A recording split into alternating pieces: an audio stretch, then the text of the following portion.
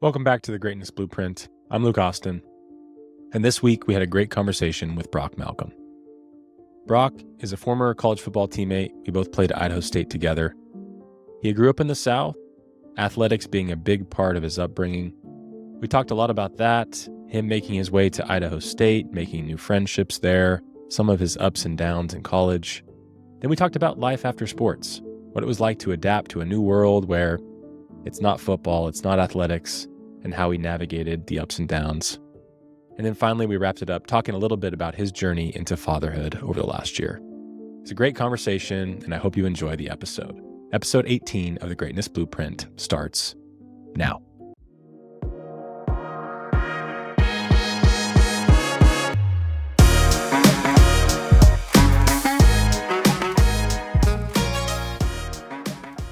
Thank you for joining today, Broc. As we jump in today, I want to give listeners a little bit of a background of you, right? What your childhood was like, what it was like growing up in the South, in Alabama, some of the things that you did as a kid that paved the way for who you are today. So give us a little bit of background on yourself. So like you said, I grew up in Alabama, north central Alabama. So I live about 30 minutes north of Birmingham.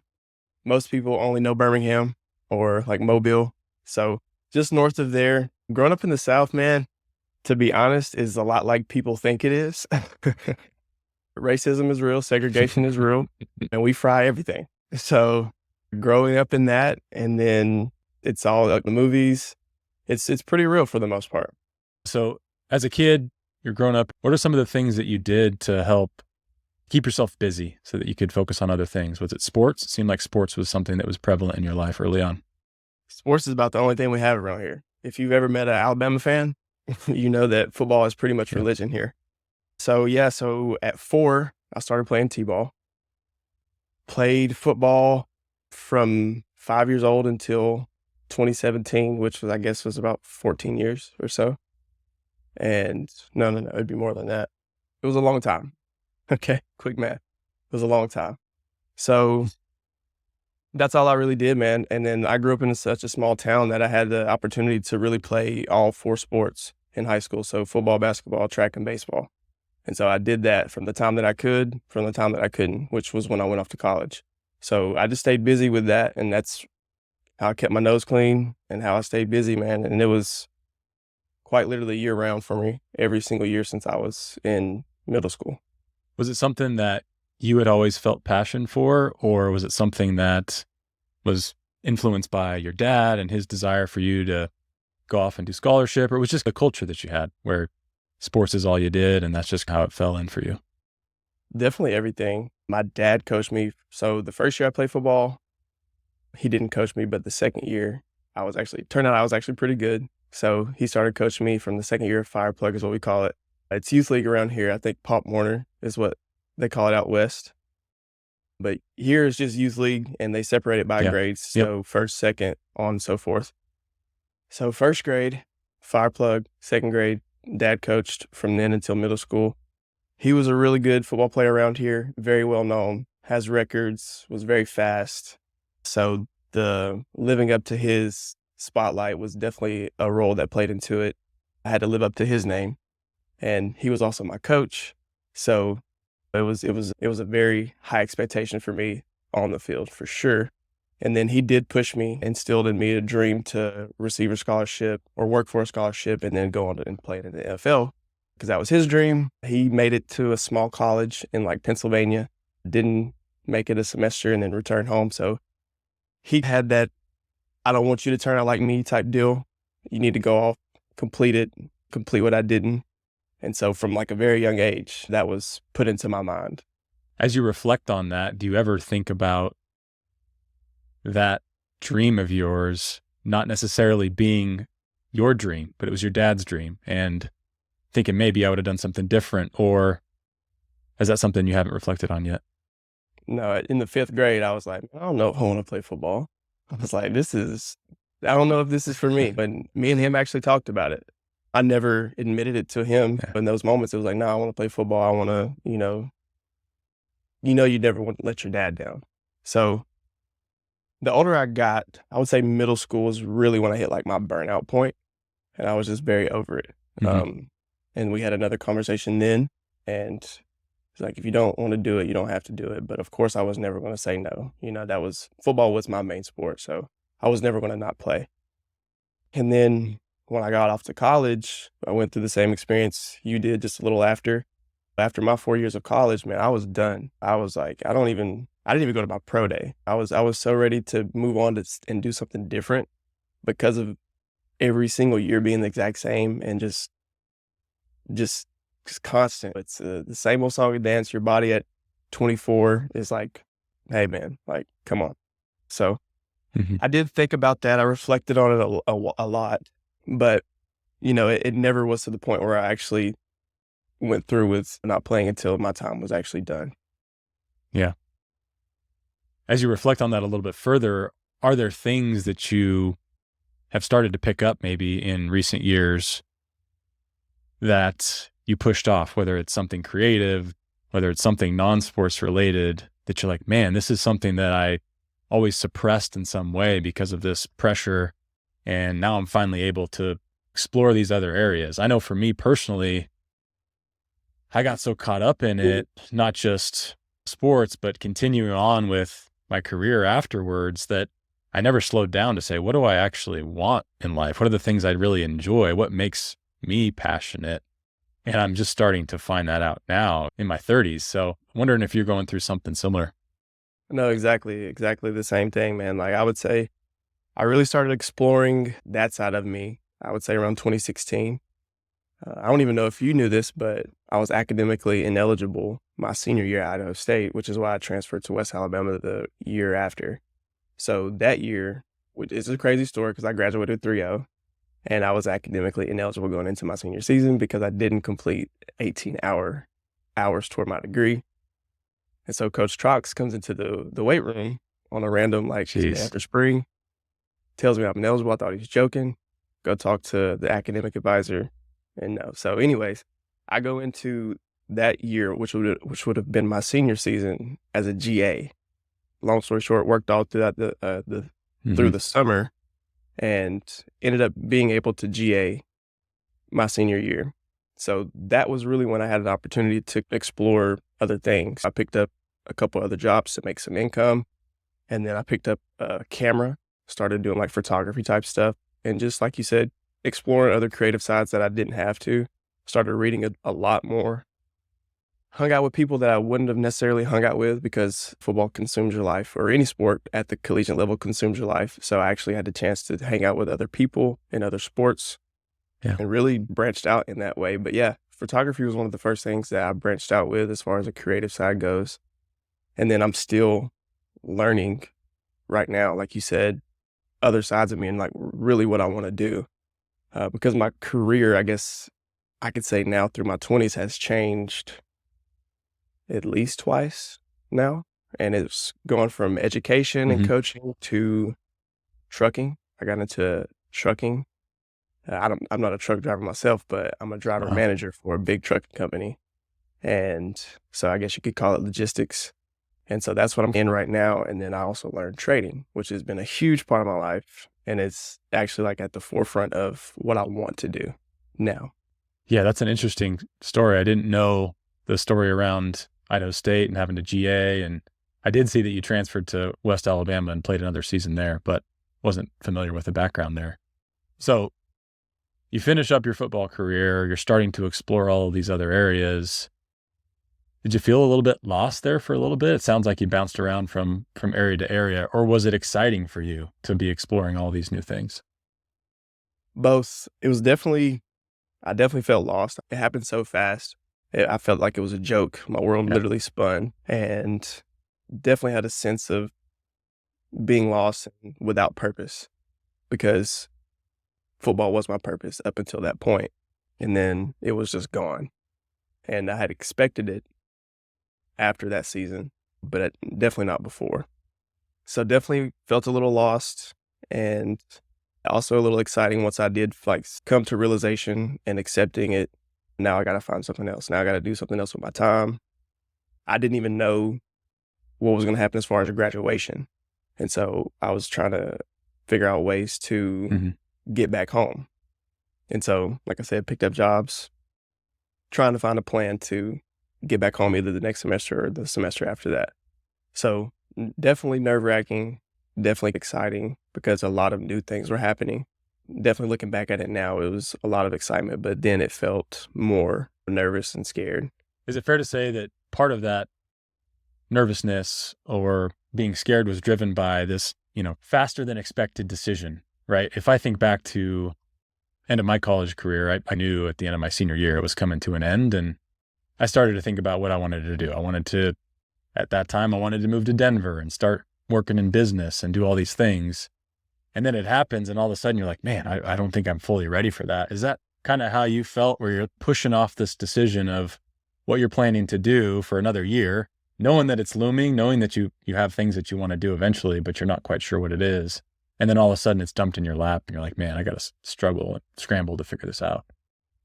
Definitely, because without a scholarship, I wasn't going to be able to graduate, and I didn't think that I was going to. So it went from my degree was in a pre-PT, was for pre-PT. So it was, you need to get into your program when everyone else was applying. I was like, I don't even know if I'm going to be able to attend school in the fall. So it was just, I had to figure out a whole new path and figure out everything. So it was definitely thrown at me, and it was just a curveball. It was just a curveball. I went from having this one plan that I was already feeling unsure about, and then it was, like I said, a complete 180 curveball, whatever you want to call it, into you better figure out a new path for yourself, and quickly. Yeah. Did your background as an athlete help you with that struggle, right? Because we're often faced with uncertainty in game atmospheres or training, right? Where you're maybe having a rough day or feeling down on yourself in a game. You have to come back. You can't just quit. Did that help you through some of those times, or did it feel like you hit rock bottom at some points and felt like you were not going to be able to come back? Man, this time for sure, but sports has helped me countless times with periods or, situations of adversity or of uncertainty. And I coach that, I preach that. Sports can become so much bigger than the sports themselves, because you brass tacks, it's literally a game. But the life lessons we learn in them are invaluable. And so going on into coaching, that's one message that I would always preach on and share, because absolutely, going through everything you go through, it takes a different breed to be a football player. It really does. And going through 2-a-days fall camp molds you into a tough person, a tough-minded person. What did Coach used to say? Battle tested and battle hardened, or whatever he used to say. But yeah, it's 100%. The carryover from sports into real life is exactly direct. Yeah. Yeah. So you come home, you graduate from Idaho State eventually after sorting that out, right? And then you come back home, you play a year of football at West Alabama. You're then done there after that senior season. And I believe you ended up coaching, was it track or football? What was it like being on the other side of the equation, teaching people some of the things that you learned as a kid? Were there things that you learned from your dad that you wanted to make sure were passed along in that coaching? And maybe were there some things that you said, I'm going to do this a little bit differently? Both things for sure. It was very different. So I went from being a college player to coaching middle school football. And that was actually one of the best things I've ever could have done, because you have to think differently. You have to be able to communicate differently and effectively. And it was a beautiful experience, and I'm glad that I did it. So I coached middle school football for 2 years, and then I was the head track coach at my old alma mater. And being on that side of it, like I said, taught me a ton. And there was definitely some things that I learned from my dad and also previous coaches as well. Taking those lessons that I learned, making them into my own, and then also applying my life lessons to them as well. So definitely, like I said, taking all those things that I learned from all the great coaches I've been around, my dad as well, and then turning it and using it as my own channel to feed into the teams and everything that I coached. Mm-hmm. And I believe you still have a state record from what I saw, 400 meter in Alabama. 3A, yep, small Small school state record. You didn't coach anybody to beat your speed? What the heck? I had some over the last few years, and I'm still coaching track. It's at a different school now, but I've had some athletes that had the potential to, but never have came close to beating it. Let's see. The guy graduated probably 2 years ago now. I thought he was going to get really close to it, but he ended up running like a high 49. Mine was like 49.0 in the 4. And I still hold a little resentment that I didn't get to run in college, because I would have definitely, because I got a lot faster when I went to college, and I would have definitely killed that, just for the record. But yeah, man, it was good. But yeah, still hold the state record in the 4. That's awesome. So you're back home now, you're coaching, trying to figure out what you're doing. Sounds like you started to dabble in a few different things. Talk us through the different jobs you had and how that started to pave the path that you're headed down now. Okay, well, I'll start back in 2017. I played that season at West Alabama, moved back up to Central North Alabama, where I'm from. That's when I took in my brother. He lived with me from then until he graduated. So I honestly picked up the first job I could, which was selling life insurance and working at Starbucks. And then from there, that's when an old principal from my school called and asked me if I wanted to come try the education route and coaching route. So I kept my job at Starbucks, and then was a special education aide, and then coached middle school football, and then varsity track. From then, I did that, started bartending as well at a local restaurant. So I was working for technically 5 jobs if you count coaching, up until my brother graduated. So I was doing all those things. So I was at my old high school until 2020. And then that's when I moved my brother to a city school up the road. And then when I moved him there, they offered me a job there. So there, I was still working on my master's degree, because I was going to go into education. And so I'm working on my master's degree so I could actually be like a full-time paid teacher. So I'm working on that. We transferred to a different school. They offered me a job there. So I'm doing the same thing in special education while I'm working on my degree, coaching sprinters on the track team, and then coaching 9th grade football there. So from there, I'm still bartending. I'm still working at Starbucks behind the scenes. And then at the end of 2021, the CFO for the trucking company that I ended up working for, he was a regular at the bar I worked at. And I'm out in LA actually visiting my friend who works for UCLA. And I get a random phone call. He's like, "Hey, man, what do you think about coming to work for my company?" And I was like, "Well, like, what's the money like?" And he tells me, I was like, man, it was like December, by the way. So I'm on my Christmas break, or I'm sorry, Thanksgiving break.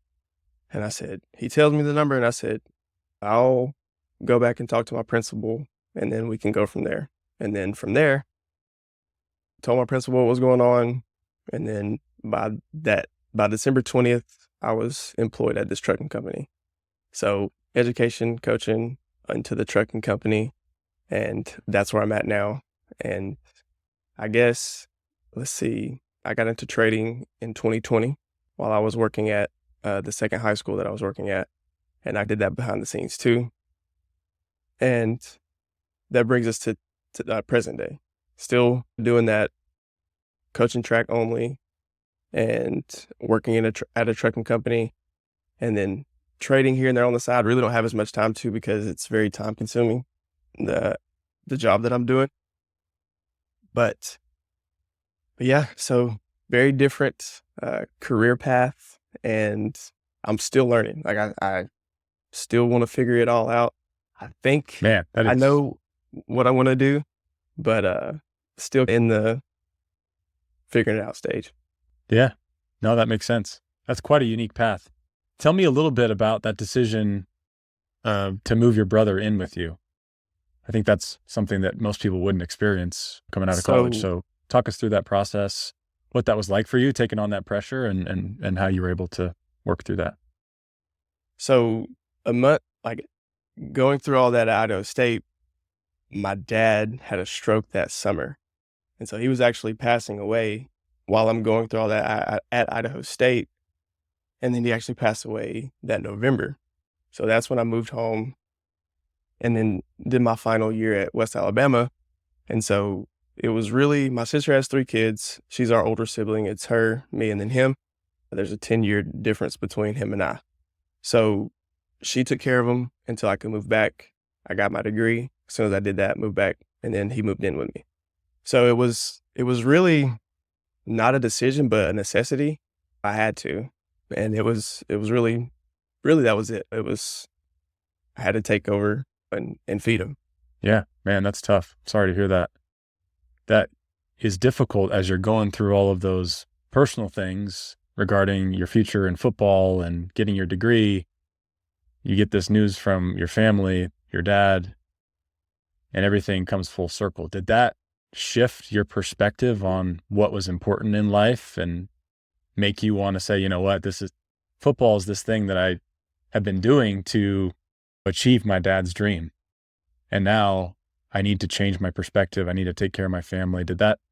Was that kind of the final straw to say, you know what, I need to take a look at what my priorities are? Yeah, yes and no. I wouldn't change a thing. Hindsight's always 20/20. But I did have those thoughts because I spent 5 years out in Idaho. That was 5 years, his last 5 years that I didn't really get to spend with him. Even if I went to a school and I had opportunities to go to schools down here, I would have been able to see him more. When I was at Idaho State, I was only able to come back home Christmas, really, and I try to stay out there most of the time during the summers. And so I missed a ton of time with my family and friends from here by being away. But that was what I wanted. I wanted to move away. I wanted a new experience. Like growing up from the South, it's a certain culture. And moving out west taught me more than I could ever dream of. And I developed lifelong friendships by going out that way. And so I definitely battled with it.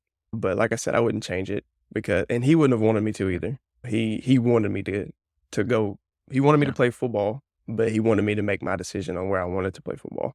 And like I said, I wouldn't change it for anything, and he wouldn't want me to either. Yeah. Yeah. So your younger brother's now living with you. Did you take some of the things you learned through your dad to help your brother on? I think he ended up going to play college football somewhere. Is that correct? He did. And yes, he didn't like it all the time, but I stayed on his ass just like my dad would me, and him too. You know, he was 13 when he passed, so he got to have a lot of time with him as well. Well, not a lot, but enough to know how he was. And I picked up the slack where he couldn't, and I did. I stayed on his ass, and he got the job done. And actually, I had to coach him because he was a track athlete, and it put a little bit of a strain on our relationship because it was hard for him to separate coach and brother. And he always expected me to be a brother, but you know, when it comes time for business, I'm a coach. And it was tough, but it all worked out. It all worked out for him. And as he's older now, he's almost 21. He is like starting to comprehend everything that I did, everything that I put him through. He's starting to understand, like, I'm trying to help you get ready for life. I'm talking your ear off because I'm giving you life lessons that you need to hear. It was tough, like I said, but I think he's coming to realize it more and more now that it was all for a reason. Yeah, man, that's intense. I think back to my experience as a brother, and I had a gap of 4 years between me and my sister, nothing like you and your brother. And so I don't have a frame of reference. The only thing I could say is maybe being a father. I'm 26 when I became a dad, and you come home and you're 23, 24, right? And you're having to take your high school brother through all the way. And so it's just a very different experience as you were trying to figure out your life, also helping your younger brother get through. So I think it's a testament to you that you got through it. And I think it may not happen right away, but I'm sure your brother will look back and that bond you guys created will never be broken. For sure. Like I said, I'm definitely seeing it more so now, and it actually helps me out a lot to know that I did, you know, what I was supposed to do. But I agree. Me and my sister are really close, and I think he'll eventually grow into the same bond that we have. Yeah. So as you started coaching and you were taking care of your brother, sounds like you had a lot going on, right? As you were going through this, did you ever have self-doubt? Did that start to creep in at any point to say, man, am I doing the right thing? Am I on the right path? Absolutely. Was that part of what you dealt with? Absolutely. Coming out of college, most people are still trying to figure themselves out. I tell everybody that that's what the 20s are really for. You really figure out who you are as a person. And I feel like everything that I've went through, everything that I did during that time was accelerating the process of me figuring it out. I hardly had time to really have self-doubt, but there was definitely times where I didn't know if I made the right decision. We would have super long talks if he got in trouble, if he wasn't doing something on the field. There was definitely times where I handled the situation poorly and lost my temper. I lost my cool, definitely. Those moments, I would have a chance to sit back and reflect afterwards, and those are huge teaching moments for me because it's a very different dynamic, like I said, coach and brother. So, if I lost my cool as a brother, I would have to sit with it. If I lost my cool as a coach, I would have to sit with it, but also I'm thinking in the back of my mind, no matter what, I'm still his brother. So, definitely a lot of growth that came through that because it was I don't really know if I'm doing it right. I don't really have any other Mhm. guidance or template to go by either. And so Yeah. really doing what felt right for the most part and watching him respond to certain ways is really how I navigated through those tough situations because everyone's different. Everyone responds different. And like I said, that was a very specific and unique dynamic. So I had to be, and he had to be incredibly adaptable through it all.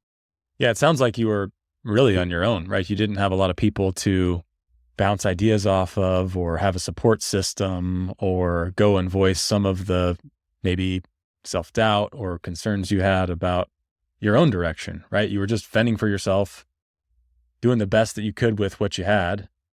Was that how you felt? You felt almost alone in this interim brother fatherhood situation and trying to figure out your career. Definitely.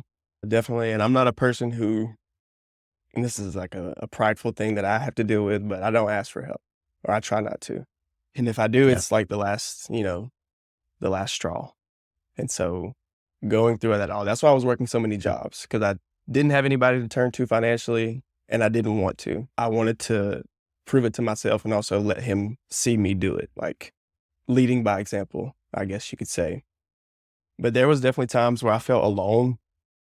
But my sister, like I said, me and her have a very close bond. I can go to her for pretty much anything. She has 3 kids of her own, so she would help out with Brody as much as she could. But definitely periods of times where you feel like you are alone. But like I said, it looking back at it, like I didn't have time to really sit in those moments. Like those emotions or feelings would come, but they wouldn't stay for too long. I wouldn't let them. Yeah. I don't know if you've heard this analogy, but it's what's the one rule of men? The rule of men is that you don't talk about your experience as a man. You suppress it, you push it down, you pretend it's not there. And I think that's true of, I know I've experienced it. I'm sure you have too, where you go through these difficult things. And I'm the oldest child in my family. And so I feel like I'm the one who always bridges the gap, wears it on the chin, has to be tough for everybody around me. When in reality, I think a lot of us would benefit from opening up a little bit more about the experiences we're having, share those experiences as guys, right? Because there's this negative connotation about talking about your feelings. And so I want to hear your perspective on that. And do you agree with that it's a little bit shunned in society today? No, yeah, you're absolutely right. And I haven't got to talk to you about it yet, but I feel like a lot of our paths are parallel. A lot of our life experiences are parallel. And Yeah. as a man going through all of that, I for sure suppressed the emotions growing up as a football player, coached by my dad. I was not allowed to have emotion.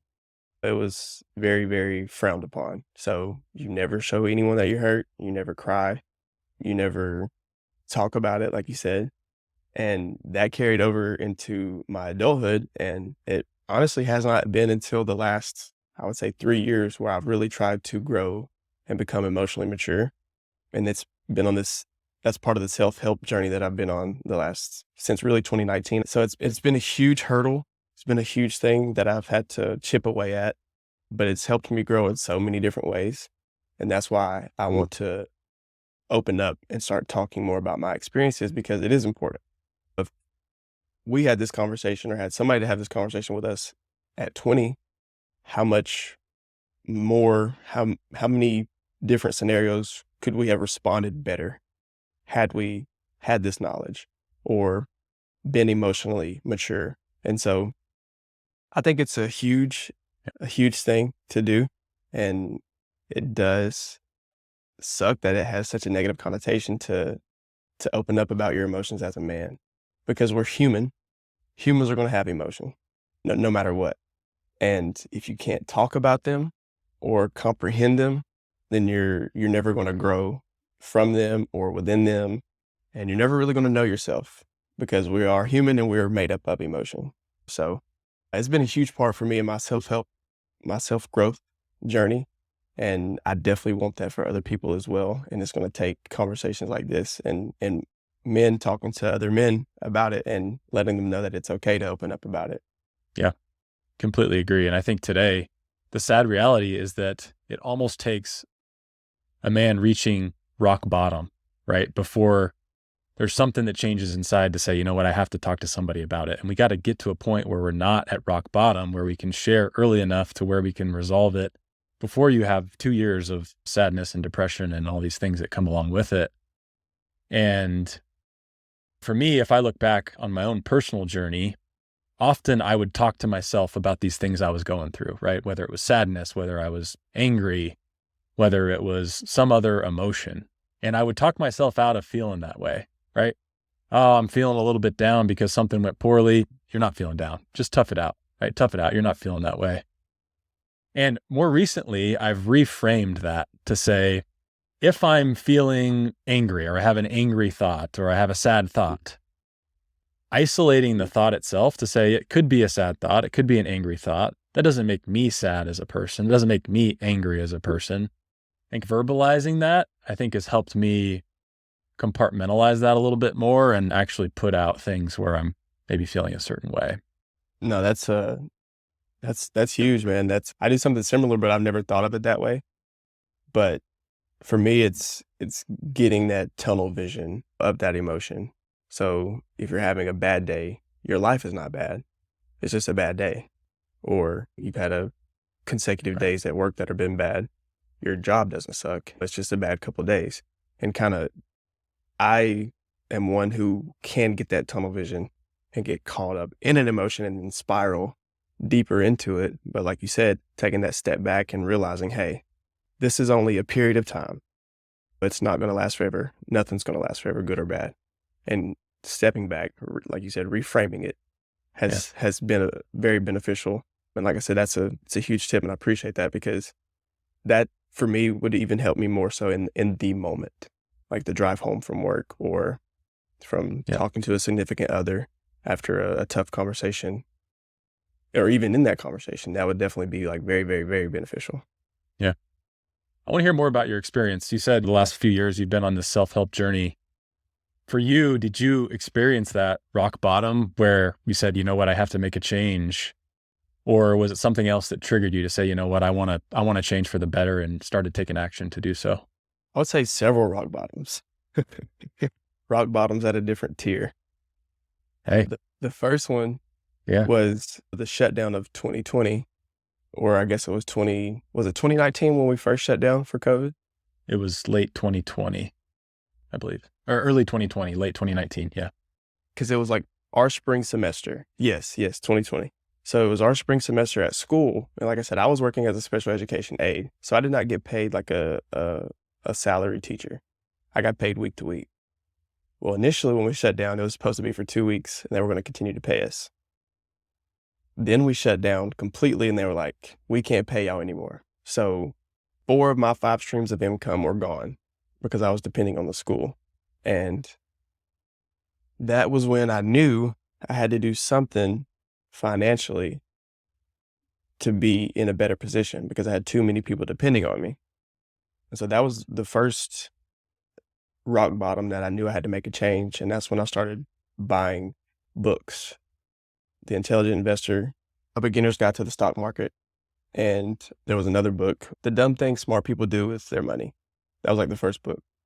So from the moment we shut down, I went and bought a few books and I started reading because I was like, I have to do something different. I have to make sure I'm financially secure. There's so many things that I know that I don't know that are going to help me in long term.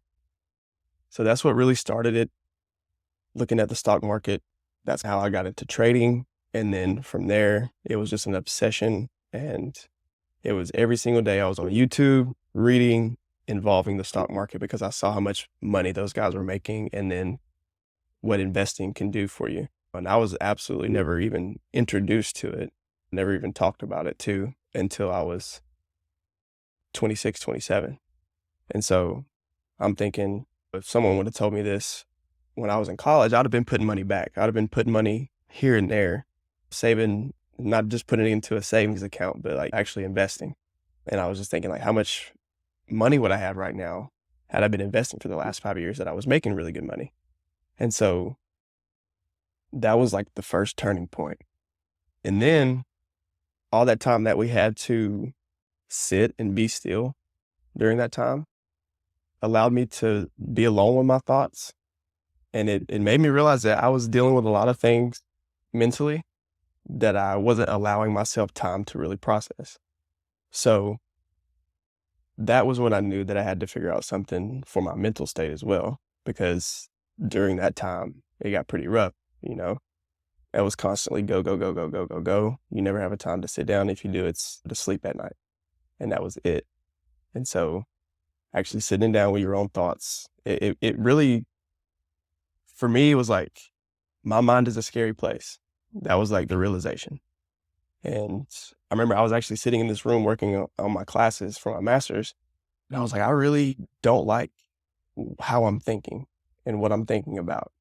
I'm constantly beating myself up about things that are just either irrelevant or non-existent.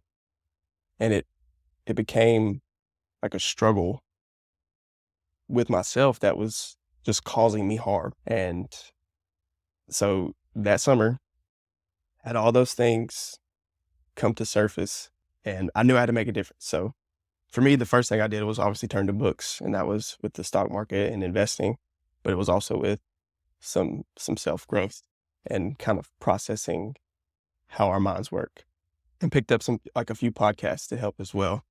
But that was really when it really, really took a turn for me. Yeah. Yeah. So you're spending all this time alone during COVID. I completely understand the feeling. I felt very similar. I think it was a weird time for all of us. And it triggers you to make a change, right? So you buy these books, you start learning about investing, and you start to question some of the thoughts that maybe you've been suppressing for some time. So where does that leave you then? Do you start day trading? Is it a fitness outlet? What are some of the things that you did post that initial phase of realizing that you needed to make a change and then taking that next step to go and make the change?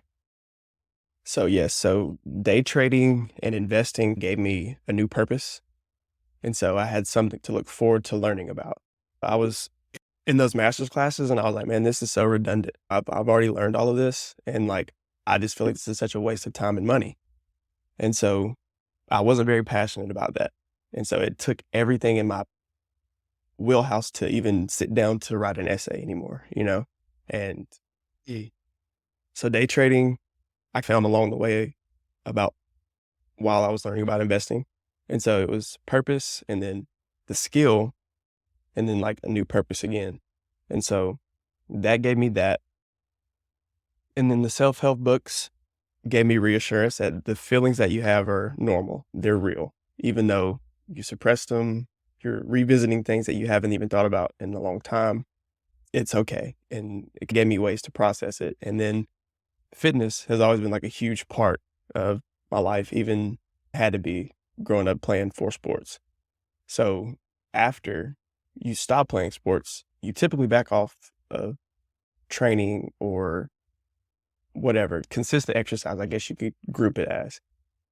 So learning that that has a big deal with how your mind works and the dopamine and all that goes into it. I was like, oh, not only do you not need to just not be lazy, you need exercise to have a healthy lifestyle, or at least for me. And I wasn't doing that. That's one thing that I've found recently. Well, not recently, but if I'm typically in a pretty bad mental state, it's because I'm also lacking exercise too, or consistent exercise.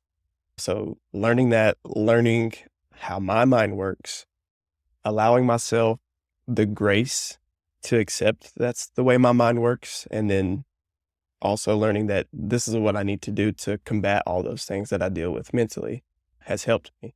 Now, I have not done therapy yet, but I plan on.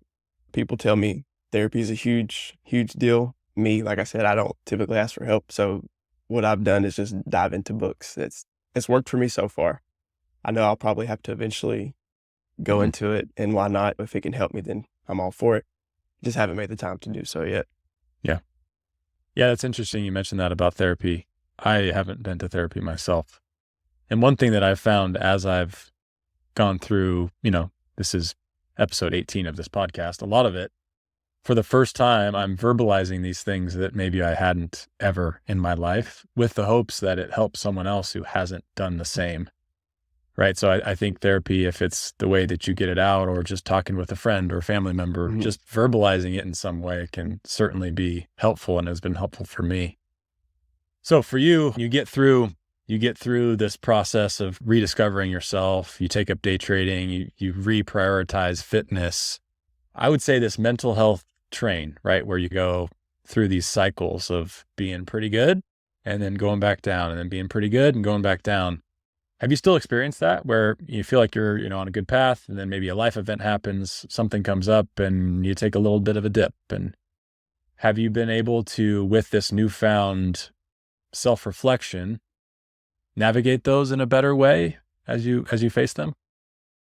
Absolutely. And I still deal with it. Each day presents its own battles. So you have to wake up and attack a day as it is new.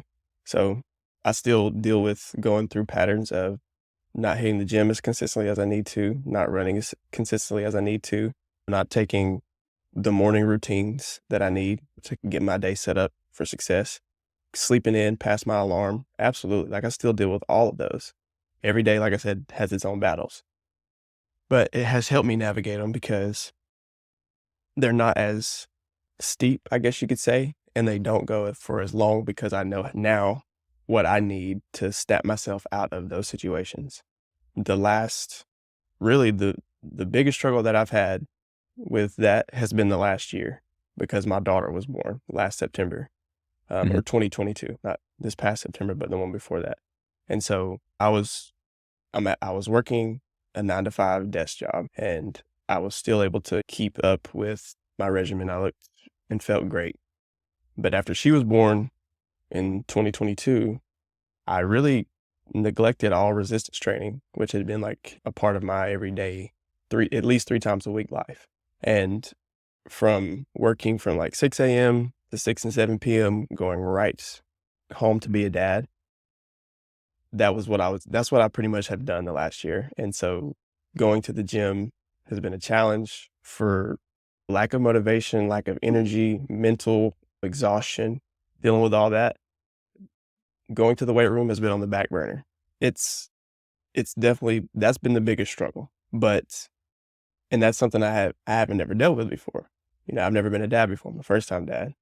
But the physical fitness definitely struggled or suffered the most after she was born. And I'm really just like the last probably 3 or 4 months have gotten myself back into making it a priority and being consistent with it. I've lost a ton of weight, man. Like, I went to the doctor, I want to say probably about a month ago, and I was like my high school weight almost. Just completely, Wow. I couldn't believe it. Leaned up?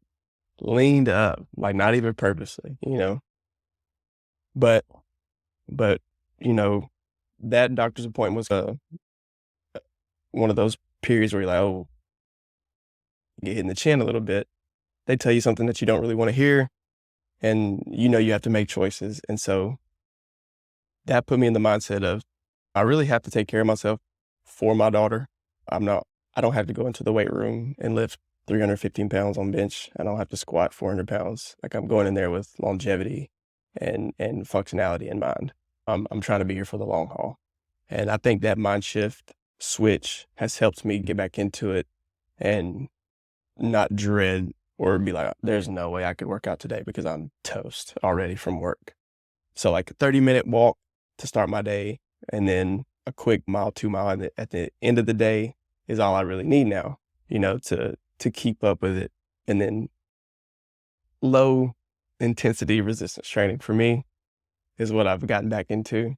Not in there trying to kill myself, not trying to be some bodybuilder. I'm just trying to look good, feel good, and live a long time. Yeah. No, I love that shift in perspective. Want to backtrack just a little bit. You mentioned your daughter was born December of 2022. That's a huge moment, right? That's a huge moment and a new phase in your life. So walk us through how you're feeling leading up to her being born, some of the changes you've experienced, maybe outside of some of your physical changes, and what that's been like for you to become a dad after playing somewhat of a dad-like role with your brother over the last 5 years or so. Well, this is a moment of transparency, and this is like something that I want to touch on from my experience, especially towards the young male audience. I was in a situation to where I was not with my like baby mother. We weren't together, and it was a situation to where neither one of us had planned it, but now we're in this situation. And so the feelings that I had going into it were not just nervous because I was going to be a dad. He was nervous about she going to react. What is my future hold? Is she going to make my life a living hell like I've heard my friends tell me about their lives? Or is it going to be magical and work itself out? So it was a period of just, we were still in a very uncertain time. She's only a year old now. But going into it, I was a nervous wreck. I didn't tell anybody for a very long time. And I made a post about it, but I've been a recluse as far as like my friend group goes. I've been really to myself because of everything that's going on. And I'm still dealing with it, but it was stressful, very nervous. Being in that parent role for my brother gave me the confidence to walk into that, knowing that I could be a good parent, knowing that I would be. And you're still unsure, but like I said, it did give me confidence going through that with him. But when I found out it was going to be a girl, I was like, okay, well, I'm going to have to it's not going to be the same, really. And so knowing my situation, I was a nervous wreck, man. I'll be honest with you. I was scared, like didn't know what was going to happen. My life plan had changed completely because my brother had just graduated. He's finally out of the house. I had all these things planned for me next. And then it was like, boom, nope, you're going to be a dad and you're going to sit down and stay put for a while. And so it was another really regrouping like moment to try to figure out everything else again. You almost go through this grieving process, right? Where you have to say goodbye to the life you thought you were going to have. And it's this moment that's so happy because you now have this daughter, but you also are saying goodbye to your old self that you envisioned. So I can certainly empathize with what you went through. Obviously, every situation is different, but I certainly understand. When you were becoming a recluse, was it because you felt embarrassed with something like that had happened, or what was causing you to pull yourself back from everyone and your friends and family? I definitely had a sense of embarrassment because that's not what I had planned. Like, I'm an achiever. And so, like, I want to achieve what I set out to do. And so I'm sharing all these plans and goals with people. And then it's that moment of, nope, all that's going out the window. And just really not really knowing what I was going to do. And I would say that the number one thing that made me recluse was really just the stress and the mental angst that I had from it all, from work, because my work was incredibly stressful. It's a high stress job. It's very, very fast paced, very intense. I could spend 12 days at work or 12 hours at work at a time, and it could be nonstop. So dealing with that, and at the time it was still pretty new to me. And so I was dealing with a newfound career that's already stressful. And then the situation that I was dealing with that was uncertain and stressful as well. I didn't necessarily have the time or I didn't make the time for people and friends and stuff like that. But I was really just going home and being like, trying to figure out what I'm going to do and trying to plan for every scenario that might come up. And still, and I was still, and I haven't stopped like learning. If I had an hour at night to spare, I would come home, read, research, look at charts, stuff like that. So it was like, I guess, a combination of everything, not having the time for everybody else, but also not really wanting to be around too many other people. So the job I have, I'm on the phone constantly. And so I'm always talking. And so I call it being peopled out. So at the end of the day, I'm mentally exhausted. If I have to talk to someone, it's going to be someone I have to talk to, which is my baby mother. Or if my mom calls me or whatever, like I'll make time for that. But friends and family, I'm not really going out. I'm not really doing anything else outside of that at the end of the day, because I just want to go home and turn my brain off and not really have to talk to anybody. Like I want to watch my videos, read my books, and that's it. And then get a good night's rest, which has been another thing that I have had to work on as well, because I'm not a big sleeper. I haven't been. But yeah, I would just say, man, it was a combination of all of that. Yeah. Yeah. One thing that I experienced along the same vein is once you enter this new area of life, a little bit earlier, I would say, than most of my friends, right? Most of them don't have kids or had kids later than me. I felt like I was forging new territory, right? I was on my own. No one else was experiencing the same things I was experiencing. And so therefore, I didn't talk to them because we didn't have much in common, right? Maybe we did back in college. We played sports together. We would go and do the same things outside of sports, but now it was different, right? I'd go to work, like you said, you put in your time, you come home, you spend time with your daughter, and life is just different. And so I think it's, as you go through these life phases, if you're not in the same life phase as someone that you were for so long, it feels like you're pushing them off to the side, but in reality, you're just moving down a different path than maybe they are at that time.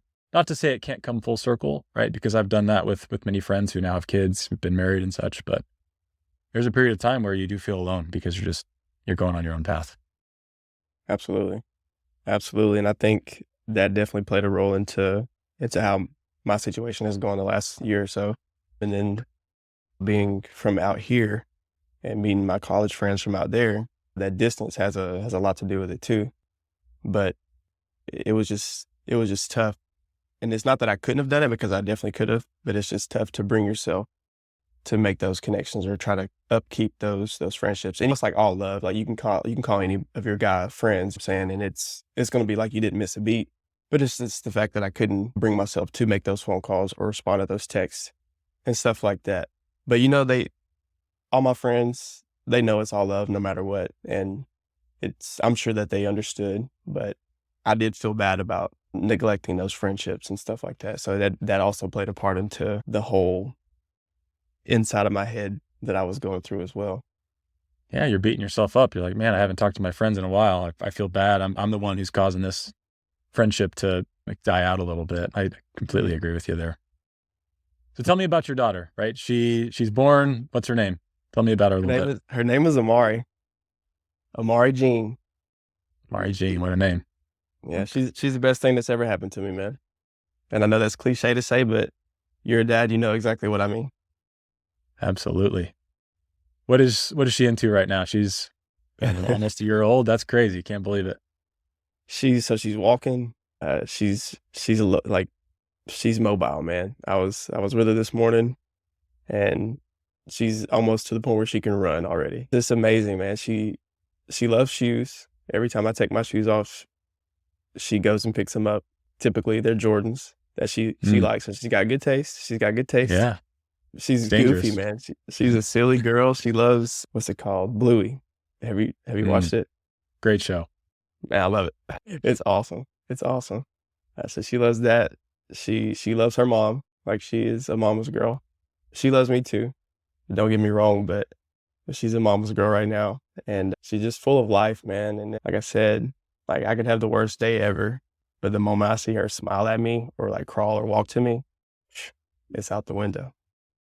Yeah. It softened you up a little bit? Oh my gosh, Luke, I'm a crier now. Dude, I never used to cry ever, but I will cry at the drop of a hat now. What are you crying about now? Her, typically, if she does something, I'm just like, oh my God, you know, Wow, that's or amazing. I the can't act negative. tough because I cry at almost every Disney movie now too, so I get it. I get it. Yes, man, there'll be cute little moments on Bluey. I'm like welling up, and I'm like, man, that's too cute, you know. What But like, I'll happened to I'll me? I'll look back at like newborn photos of her, and just be like, holy crap, where is the time gone? And I'll tear up over that. Like I did that the other morning. Just little stuff Yeah. like that, mostly parenting stuff. Like, if I see something that's Yeah. directed towards parenting or, like, a young child, like, I will tear up and get emotional. What has she taught you about yourself over the first year?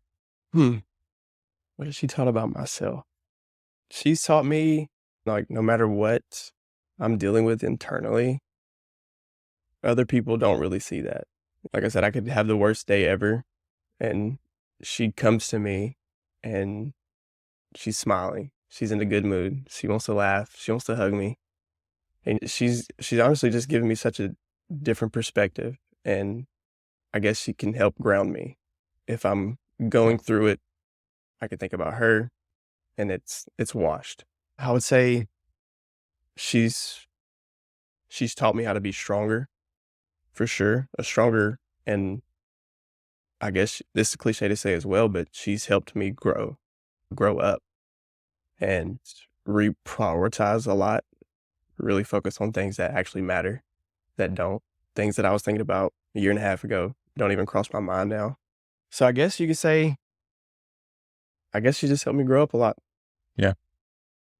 Yeah. So what I'm hearing is even when you have those tough days and you have those internal struggles, she helps you put it in perspective to say, you know what, there's more important things in life. My daughter here smiling at me, walking Mhm. around in my Jordans, life is good. I might be stressed out about some logistics at work, right? Or maybe I made a Mhm. bad day trade and I lost some money, right? That stuff is stressful, but she doesn't care. She cares that dad's present, dad's there, and you're spending quality time with her. Yes, and you actually just said it, yes. Being present, that's another thing, because I'm a thinker, and so I can literally get lost in my mind, like, the blank look you get on your face when you're in deep thought. Like, that can be me at any point in the day. Mhm. But being around her, being around a toddler, you have to be present.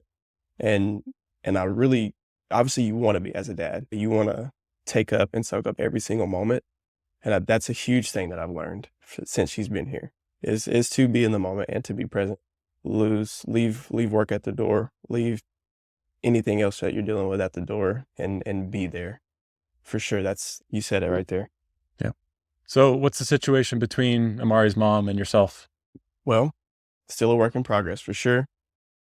I just being completely honest, we had an agreement before she got here. Our situation was no strings attached, straight up. And after we learned that she was pregnant, that was a part of the initial conversations was I still want to live single. That was part of my self growth discovery. I went from a relationship to relationship and I knew I needed a break. Now, it was an incredibly selfish decision for me to be in that situation and to put her in that situation, but we were both adults. We both agreed to it, and that's what it was. So after we learned that she was pregnant, those, like I said, that was mentioned in those conversations. And then as time goes on, her mind changes. She starts to want the family. She wants the picket fence, the catch up fights. If you're an Office fan, you know what I'm talking about. But mine did not, and that did and still causes a lot of disagreements and emotional hurdles that we both have to deal with because we sit on two opposite ends of the spectrum. And that's something that I still deal with because I'm in a situation where we have a kid, but I never had those true feelings for this girl. And it's hard to be in that situation and not let yourself gain feelings because it is a very special moment. I was there from start to finish and all the in-betweens. And it's hard not to develop feelings, but I've also seen people rush into those situations and it all fall apart. So first, my initial thing with her was we could end up being together, we could end up not. But what I don't want to happen is us rush into it, us hate each other because of it, and then not even be able to be friends. The main focus, the main priority, what I vocalized to her was, I want Amari to be in an environment of peace and happiness. If we hate each other, I would hate for her to not be able to be around us at the same time. In my head, we could be friends and we could still do things, all three of us, and just be friends. I would much rather it be that situation than her being like, mom hates dad and dad hates mom. When they're exchanging, dropping me off or picking me up, it's always a situation that she has to be stressed about because of our feelings towards each other. And so that was what I was trying to preserve between us, is just some sort of balance of harmony and peace. And like I said, I've seen people rush into those situations and it fall apart and ended up worse than the beginning because it was rushed and it wasn't authentic. Those emotions and feelings weren't actually real. It was just you were caught up in the situation. And so it's still honestly a learning, evolving process that we're both dealing with. And we actually had a productive conversation a few mornings ago that I think showed emotional maturity on both of our sides. And I'm a very hopeful person. And I think that we're going to work through it. I know that we will. It's just going to be figuring out for us because everybody's situation is different and there's not really a template for that either. So it's going to be whatever works for us. And I'm up for whatever happens, as long as Amari's best interest is at the forefront of both of our decisions, then I can't be mad at anything, Yeah. Yeah, it sounds like you have the right perspective and are making the right decisions on behalf of your daughter. So I applaud you for that. So it sounds like you're co-parenting today. Is that right? Split Correct. time. Is that hard for you when your daughter ends up going with her mom and you're back alone with your thoughts and you don't get to see her on a day when you're having a rough day? Oh, it's tough, man. It's incredibly tough. The baby cuddles are unbelievable. And on the nights that I don't have her or I'm not with her, I miss that.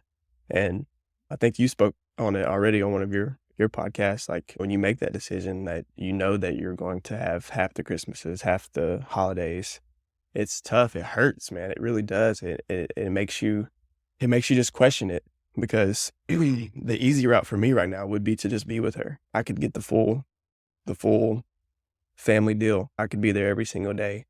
And it's not that I don't want to. Like I said, I am looking at the long game. I'm looking at past this moment or trying to. So it's definitely tough. It's definitely tough. And she has her for the most part. She's a first time mother. And I respect her for wanting to be with her most of the time. I get that 100%. It does not make it easier on me, but I get it. And so the nights that I'm not with her or the days I don't get to see her, it's rough. It can be rough at times, but we're working through it for sure. Makes that quality time that much more important. What do you like to do? What's your and Amari's thing? I like to go outside, man. She loves to be outside. So we're either like the park, on a walk. She loves animals. Her first word was bear because Christine, her mother, her mom has 3 little miniature poodles, and one of the youngest one's name is Bear. And so typically if we're over there, Bear is what would be yelled at the most because someone's always getting onto that dog. So she paired Bear with dogs. And so now every dog is a bear, and really every animal is a bear. And so she calls all animals bears. So we're usually outside looking at So the cute. bears. I love it. That's awesome. She's going to be riding a bear someday, a pet bear. Yeah, she'll probably have a small petting zoo before it's all said and done because her grandmother on her mom's side is she has like she has horses and stuff and pigs, and she loves them all. So, and she's already talked about buying her miniature cows and pigs and all types of stuff. So she'll probably have a petting zoo before it's all said and done. Yeah. What are your goals with Amari? What are the things you want to make sure she's able to do as you reflect on your own experience growing up and your relationship with your family and your dad? And what do you want to make sure she gets out of your relationship as a father? Well, the main thing is I want her to know that her dad loves her very much and would do anything for her. The second would be I want her to be herself from the get-go. I want her to really choose what she wants to do.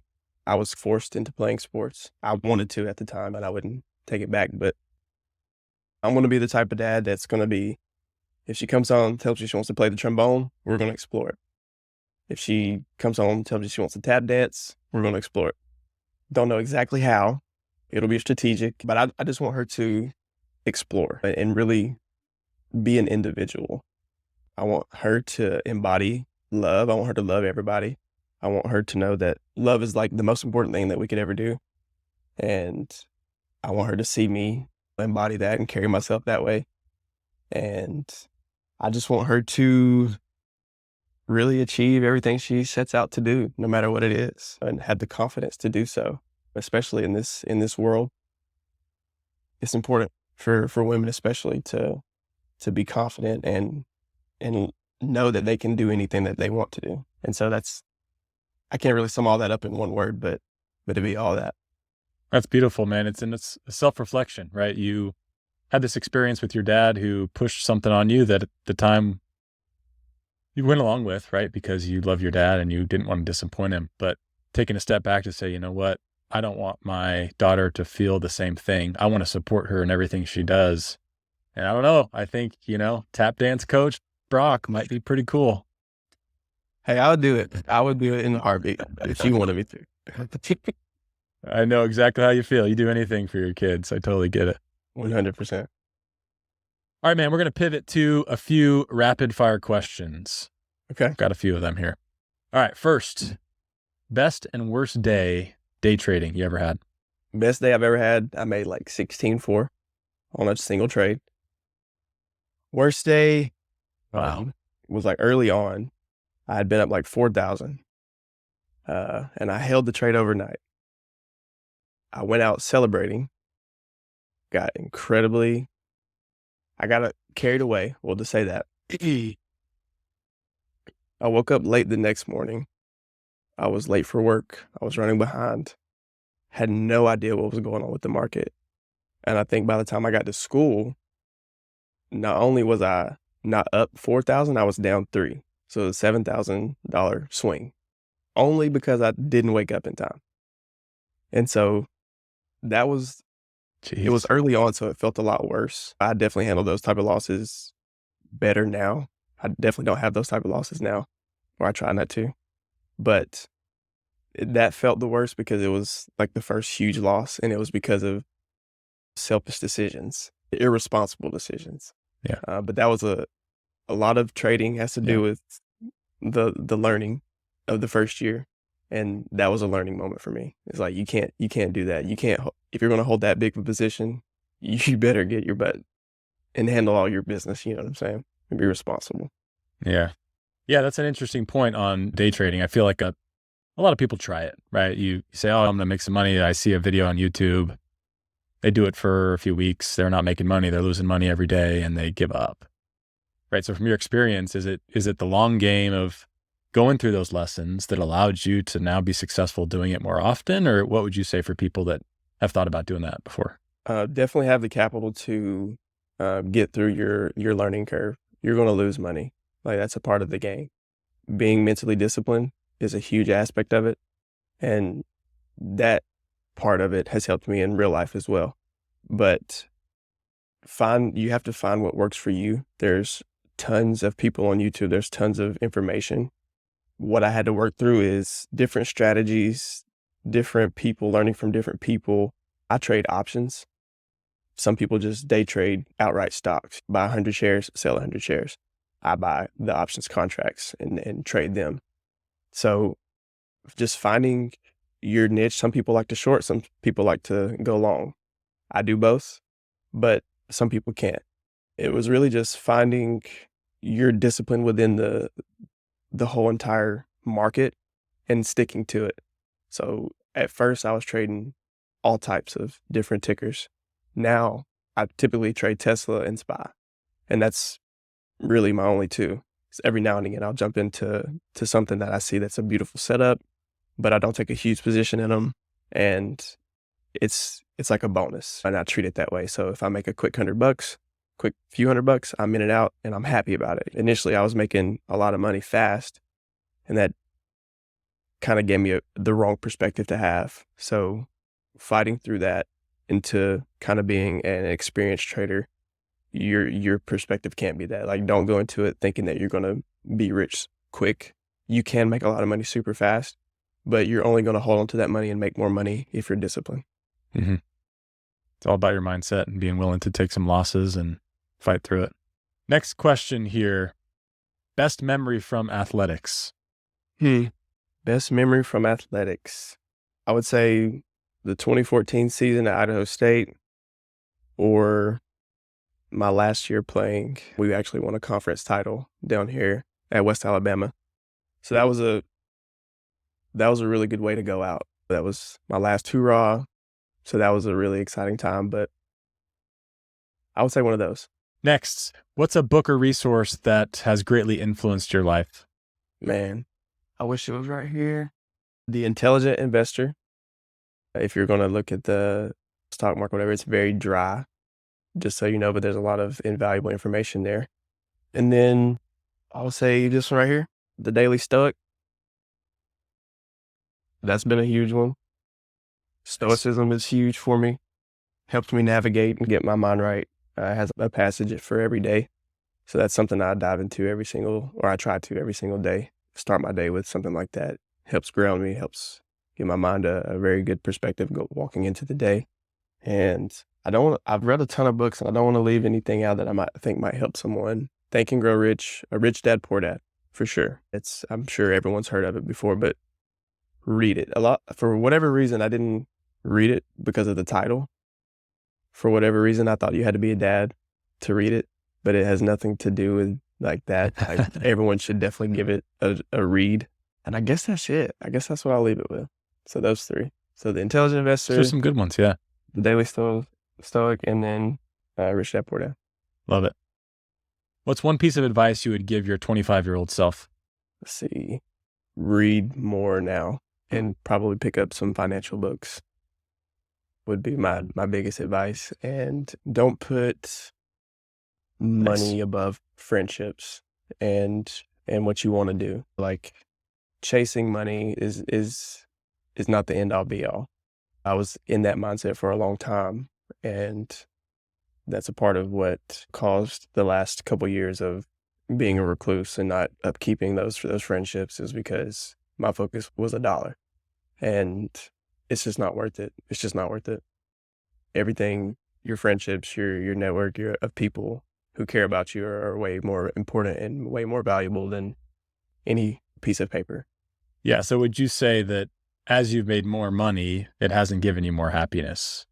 It's actually exposed that there's other things that you need to work on fundamentally underlying your happiness, like your fitness and your mental health, that are more important than just money. Sure. I think that money will be the byproduct of you living a very happy and healthy life. And so if you focus on that first, then everything else is going to be taken care of. And it's not money, it's what money can do for you. So you can make all the money in the world, but if you don't use it as a tool and use it appropriately, then you're just going to be in a never-ending cycle of chasing it and trying to get more of it. Aside from your daughter, what brings you the most joy in your day-to-day? Aside from my daughter, what brings me the most joy? I would say connecting with people, man. Making a difference in someone's life, making them smile. If you deal with like a person who's working at a minimum wage job or whatever, and they're mad at the world, if I go in and I can make that person smile, then that action alone will brighten my day, because I am the type of person who will reach out to someone like that and just in my way, let them know that, hey, I really care about how your day is going. But mentoring younger men who I coach and stuff like that, younger athletes, making a difference in their life gives me joy. Giving advice to people who I think can use it or need it. But just telling people I love them, man. I can tell a complete stranger, hey man, I love you. Like, I hope your day's good. That brings me joy. Is that driven by you not getting that before from someone else, right? And saying, I was alone. Nobody was telling me that they love me. And so as a result, I want others to know that they are loved, they're cared for. And so you're going out of your way to now do that for other people. It could be, man. I actually never have thought about it like that, but it definitely could be. It definitely could be. Yeah. All right. Last question here on the rapid fire questions. I know you have it up today, but what's the secret to the hair, man? Shout out to my mom and dad, because it's naturally curly, and I just keep it conditioned and water. That's really all I do. Keep it combed out and conditioned. How long you been growing it out, and what would it cost you to cut it off? How much money would it take? Man, I've been growing it out since I think 2019 was the last time I cut it. I had it long in college. I cut it since then, but then when I moved back home, I let it grow out again, and I've trimmed it since. Mm-hmm. But I definitely don't have a dollar amount wild on hair cutting it. Look, I'll show it to you. If it would take $1 for every time I've been called Troy Polamalu for me to cut it, which is an astronomical amount of money. Man, that is some hair. That is some hair. Yeah, man, it's a lot. Hopefully your daughter gets your genes there. She has a little bit of curls going on in the back of her little mullet right now. It's gonna be a lot softer than mine, so it's gonna be easier to maintain. But she will have some curls. That's awesome. Well, we've talked about a lot of things today, Broc. Now, what's next for you? What's on the horizon? I know you work today at a logistics company and are day trading, and you're a new father. You're finding yourself again after some ups and downs. Where are you headed next? That's a really good question. I've been on this the last couple of weeks, really deciding, because I just turned 30 in early October. And I was reflecting how my last 10 years went and how I want the next decade to go. And so just like I touched on, I want to help people. I truly want to help people. And even if it's just talking about my experience and what I've been through and the advice that I could give to people in similar situations, I think I want to really do that. I don't really know exactly how, but I think I'm going to pursue that, and then probably pursue day trading full time. I love that. I've always thought about this as an interesting question to pose, as I'm still struggling with myself, right? I have a job where I work a 9 to 5 like you, right? I work at an investment accounting firm. You work at logistics. And you get to this point where you realize that maybe you're not passionate about logistics, or maybe you're passionate about investment accounting. But you can't just play both sides forever, right? So what in your mind will trigger you to the point where you say, you know what? I'm going to take the plunge, and this is it. I'm out of this job in my logistics firm. I'm going day trading. I'm betting on myself. Is that coming soon for you? What gives you the courage to say, you know what, I'm taking the plunge? Because a lot of people never do, and they get caught in between this side hustle that stays a side hustle and this corporate job that stays the 9 to 5 grind that distracts them from the ultimate goal. Well, I didn't really want to say this on here, but I will. I've recently been laid off. So the day after I turned 30, I was laid off at my job. And I went into 2 interviews pretty much right after that. I took a week off. I was like, I'm going to decompress, regroup mentally. And so started going to interviews. I got offered 2 jobs doing something very similar. They're high paying jobs. I was making more money than I ever had as work or for work. And so I've really been reflecting the last couple of weeks, and I think that this is the plunge. This is the time that I'm going to actually make the decision. During the second interview, the guy pretty much offered me right there on the spot. And I was like, well, he invited me back for a second interview. And I said, well, you guys show me around the office. So he shows me and it's another trucking company. It's another logistics job. And he shows me where the trucks go, the maintenance shop, and then where I'd be working. And walking through the office where the computers were set up, the desks were set up, the monitors were set up, all the anxiety, all the stress that I felt from my previous job just like jumped on my back again. And I was like, you know what, man? I'm not ready to jump right back into it. I've struggled with stress, with mental things the last year or so with everything going on, my work being a lot of the stress. So I walked away from that and I let the guy know. I said, hey, I'm really unsure. I'm having second thoughts about everything. And the guy was super understanding and we've had conversations since. So this past week, I told him I would need until Monday to really make a decision. So he called me, we talked, and I made the decision to not take the job because I told him, I said, I just don't feel like I'm ready. I don't feel like I'm ready to go back into that. I said, I've already gotten some stuff started that I think could be lucrative, making money on my own and then trading. I said, so I'm going to try to maintain and do that for as long as possible before I ever return back to work, if I ever do. And like I said, he was understanding and he said, let me know if you ever change your mind, which was comforting to know that I have something to fall back on if all else fails. But I think this point in time, this moment in time for me is the time to take that plunge, to really see if I am who I say I am and if I am about what I talk about. And so the time for that is now for me. Man, I'm excited. I'm sure you've talked to other people about this, but I feel like I'm on the inside scoop of kind of a transformative part of your life. You making the decision to bet on yourself and say, you know what, I've been through a lot. Sure, I could go work in a logistics firm and do the same thing I've been doing, but why not now, right? A lot of people wait and you're not. So I'm excited to see what comes out of this. And I do wish you the very best on that day trading journey. It's crazy, man. I appreciate it. I'm nervous. I'm scared. It's uncertain. I have a daughter. She's depending on me. So it is. And I haven't talked about this to many people. So you do have an inside scoop. I think some of my family knows and obviously Christine knows and stuff like that, but not many people do. It's very new. It's a very new scenario for me. You heard it here first, people. Broc's the next best day trader in the whole country. Watch out. Watch out. Hey, I like that. I like that title. I'll take it. Yeah.